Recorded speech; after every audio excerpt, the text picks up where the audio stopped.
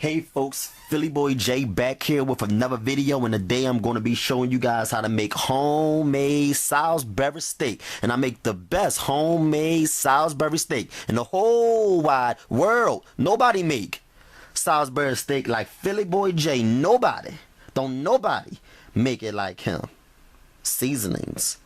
Gonna need some seasoning salt, garlic powder, thyme, black pepper.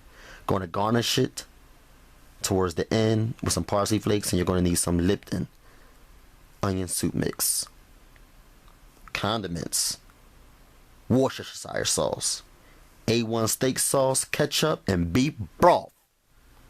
Going to also need some milk. That's what's going to make it nice and tender. You need some fresh mushrooms. You need 2 eggs. You need some cornstarch. That's what's going to thicken our sauce. You need 1 onion. Gonna need some breadcrumbs and some butter. Here's what you're gonna need to do. You're gonna get a large size bowl, a big mixing bowl, and we're gonna be mixing most of our seasonings and our binding ingredients together. You're gonna add first to the bowl 2 raw eggs. Then you're gonna add steak sauce. That's going to give it flavor. This is steak that we're making. You know, whenever I make steak or any recipe with steak and beef in it, I always add Worcestershire sauce. So add 2 tablespoons of that right there. All of these ingredients are pretty strong, so the sweetness from the ketchup is going to balance it out. 2 tablespoons of ketchup, 1 tablespoon of garlic powder. That's our seasoning. You're going to also add 1 tablespoon of black pepper and about 2 tablespoons of seasoning salt. That's what's going to give it taste. If you don't have seasoning salt, you can substitute it with regular salt. I just think that seasoning salt tastes so much better. So that's what's going to give it flavor. All of these ingredients are going to give it flavor. Here we have our Lipton onion soup mix. We're going to add that as well. And like I said earlier, the milk is what's going to get it nice and tender. If you don't add milk, it might come out a little too rough and tough. You don't want that. So add milk to the bowl. And you're going to add 1 cup of breadcrumbs. That, along with the eggs, is going to help bind the meat together. And then you're going to stir this all in. Make sure it's well blended. You want to stir it in for about a good 2 minutes. Approximately 2 minutes. Stir that in really, really well. Right? Stir that in really, really well. It should look like that right there. Now what you're going to do is you're going to add your ground beef to the bowl of seasoning and binding mixture. Add your ground beef to the bowl. Okay?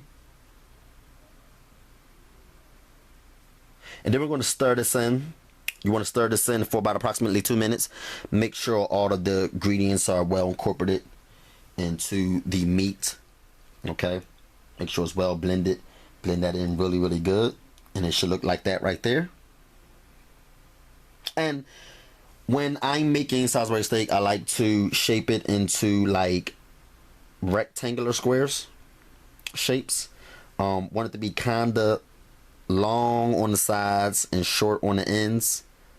So you want it to be shaped kind of like that right there. Okay? That's usually the way Salisbury steak is shaped, like that right there. Okay? So that's the way it should look.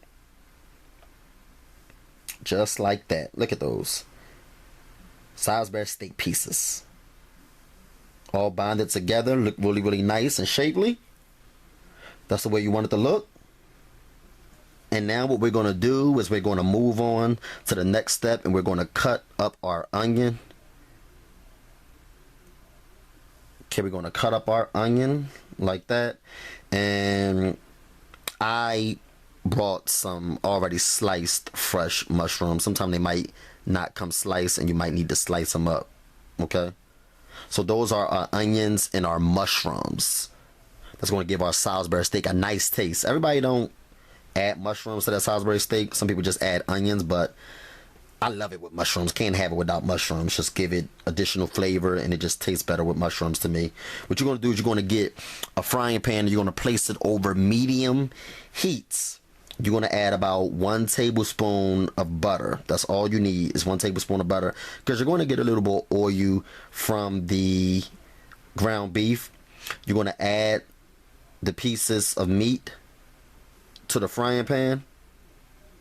Okay. And you're going to allow them to fry on each side for approximately 4 minutes.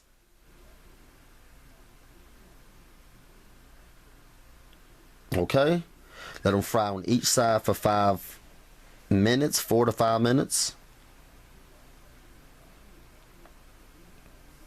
And these are going to be really, really delicious. They came out really, really good. I'm turning them over now. And you want them to be pretty brown, not burnt, but pretty brown on each side. Okay, so now I'm flipping them over because they're brown on the first side, and I'm going to let them cook for another 4 to 5 minutes on the other side until they're nice and brown.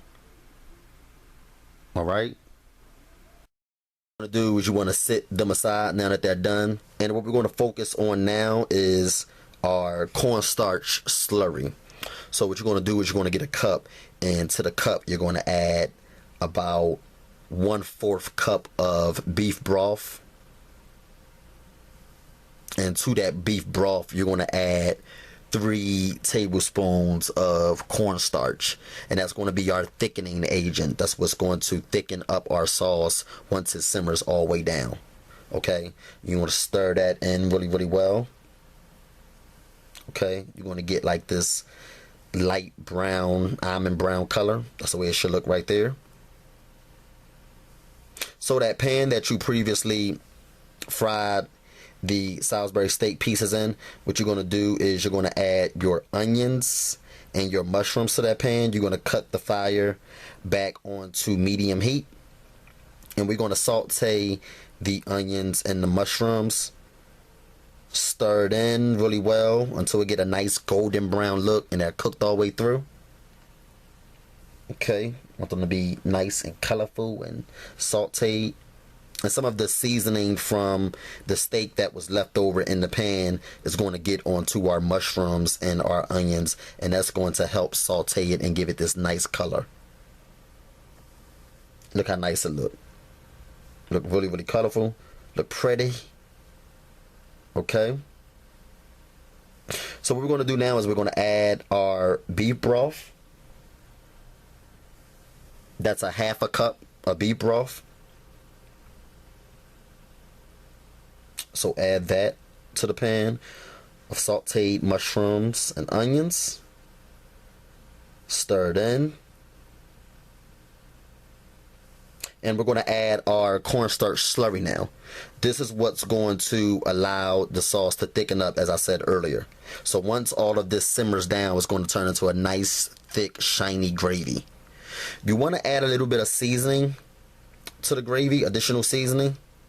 Okay? So you're going to add about 1 teaspoon of each seasoning. Seasoning salt, garlic powder, and 1 teaspoon of pepper. Okay? You're also going to add 1 teaspoon of thyme as well. Okay? That's just to make sure that the gravy has taste and flavor. You want to add a little seasoning to it. Okay? And we're going to stir that in. Make sure that's stirred in really well.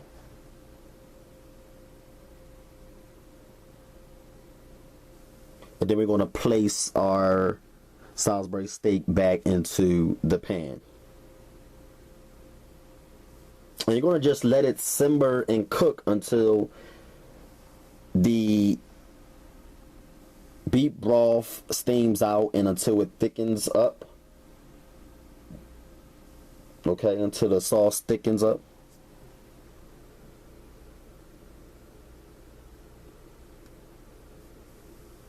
And that's the way it should look right there. Look how good that looks. Looks absolutely delicious. Look at that. Look at that.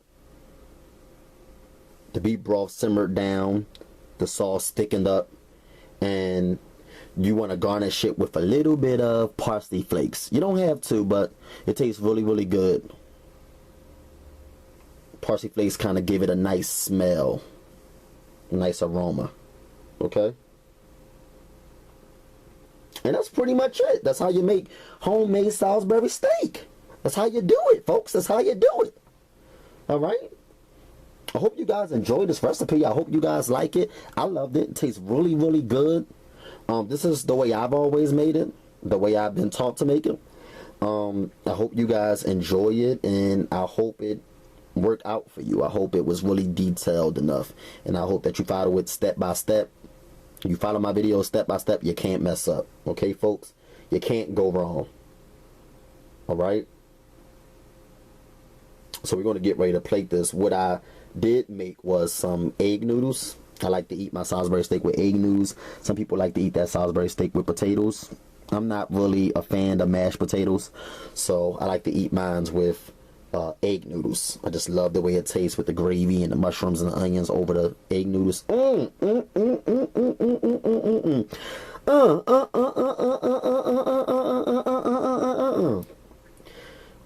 Look at that, folks. Look at that Salisbury steak. Look. Look at that Salisbury steak, folks. When have you seen some Salisbury steak look like that? You have never seen no Salisbury steak look like that on YouTube. Never. No Salisbury steak look like Philly Boy J's Salisbury steak. No Salisbury steak. I'm just playing, guys. But yeah, it was really, really good. It tastes good. And it was absolutely delicious. I really loved it and enjoyed it. Had a good flavor to it with the steak sauce and the Worcestershire sauce. Really brought out the flavor and the taste in this Salisbury steak. You guys have got to try this recipe out. It is absolutely delicious. Look at those mushrooms and that gravy. And that's the reason why I like to add cornstarch to my beef broth instead of flour, because what flour does, I know a lot of people say, well, can I use flour? Can I use flour as a substitution? No, you can't use flour as a substitution, because flour not only takes away from the taste, but it changes the texture and it gives it a really dull color. Whereas cornstarch, you can use less of that and it don't take away from the taste, and it give your gravy a nice shiny look. You see how the sauce slash gravy is nice and shiny? You want it to look like that. It just looks more better and appealing. Hope you guys enjoy it. Peace. See you soon.